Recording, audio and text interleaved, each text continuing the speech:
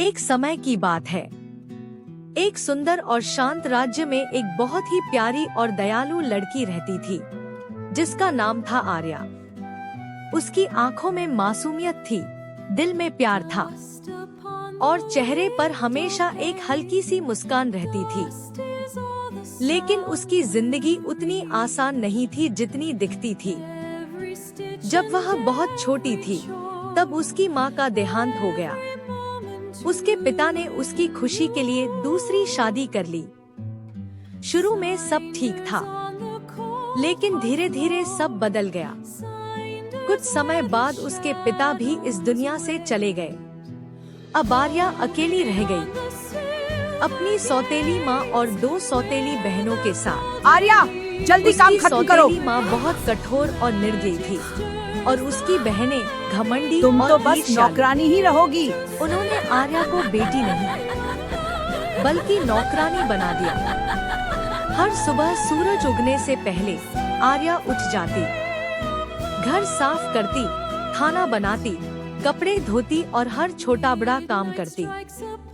जब उसकी बहनें सुंदर कपड़े पहनकर हंसती खेलती थी, तब आर्या फटे पुराने कपड़ों में चुपचाप काम करती रहती। रात को वह चूल्हे के पास बैठती, जहां उसके कपड़े राख से भर जाते। लेकिन इतना सब होने के बाद भी उसने कभी अपनी अच्छाई नहीं छोड़ी। वह हमेशा विनम्र और दयालु रही। एक दिन महल से एक खास संदेश आया। महल में भव्य नृत्य समारोह होगा।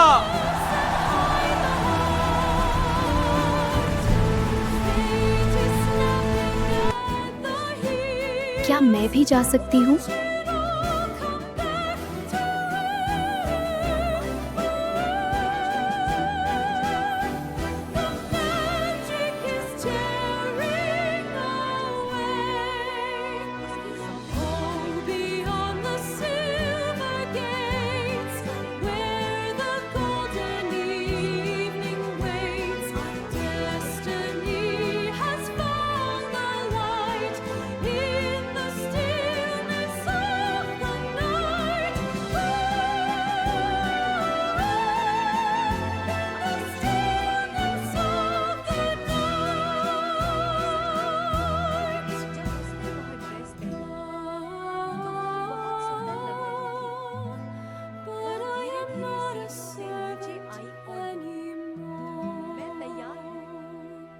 लेकिन उसकी बहनों ने गुस्से में उसकी ओर देखा।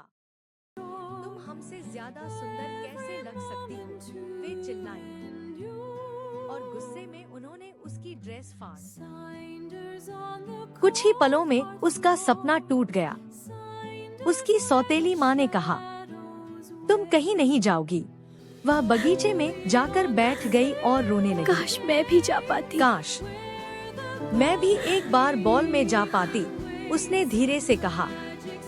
तभी मत अचानक रो, एक मेरे चमकदार बच्चे। रोशनी दिखाई दी। एक मधुर आवाज आई, मत रो मेरे बच्चे। वह एक जादुई परी थी।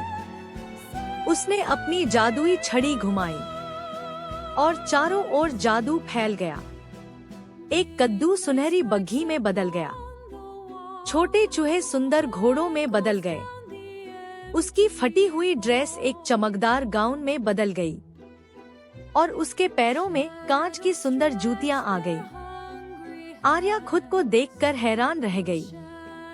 परी ने मुस्कुराते हुए कहा, तुम बॉल में जाओगी, लेकिन याद रखना, यह जादू आधी रात तक ही रहेगा।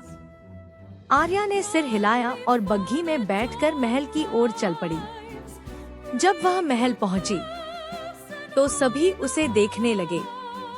वह एक राजकुमारी जैसी लग रही थी। राजकुमार ने उसे देखा और बस उसे ही देखते रह गए। वह उसके पास आए और बोले, क्या आप मेरे साथ नृत्य करेंगी? आर्या ने हल्की मुस्कान के साथ कहा, हाँ। दोनों ने साथ में नृत्य किया। वे हंसे, बातें की और एक खास रिश्ता महसूस किया। लेकिन तभी घड़ी ने 12 बजाना शुरू कर दिया। आर्या घबरा गई। मुझे जाना होगा, उसने कहा। वह तेजी से सीढ़ियों से नीचे भागी। राजकुमार उसके पीछे दौड़े। रुको! लेकिन वह जा चुकी थी। भागते समय उसकी एक कांच की जूती वहीं गिर गई। राजकुमार ने उसे उठाया और कहा, मैं उसे ढूंढ कर रहूंगा। अगले दिन उन्होंने पूरे राज्य में खोज शुरू की। हर घर में मैं उसे ढूंढ कर हर रहूंगा। लड़की को वह जूती पहना कर देखा मैं उसे गया। ढूंढ कर रहूंगा। लेकिन वह मैं उसे किसी ढूंढ को कर फिट रहूंगा। नहीं हुई। आखिरकार वे आर्या के घर पहुंचे। उसकी बहनों ने कोशिश की, लेकिन जूती फिट नहीं हुई। तभी आर्या आगे आई और बोली, क्या मैं कोशिश कर सकती हूँ? उसकी सौतेली माँ ने रोकने की कोशिश की, लेकिन राजकुमार ने अनुमति दी। आर्या ने धीरे से अपना पैर जूती में डाला और वह बिल्कुल फिट आ गई। फिर उसने अपनी दूसरी जूती भी दिखा दी। राजकुमार मुस्कुराए। मैंने तुम्हें ढूंढ लिया। उस दिन के बाद आर्या की जिंदगी बदल गई। वह महल चली गई और जल्द ही उसकी शादी राजकुमार से हो गई। लेकिन राजकुमारी बनने के बाद भी उसने अपनी दयालुता नहीं छोड़ी।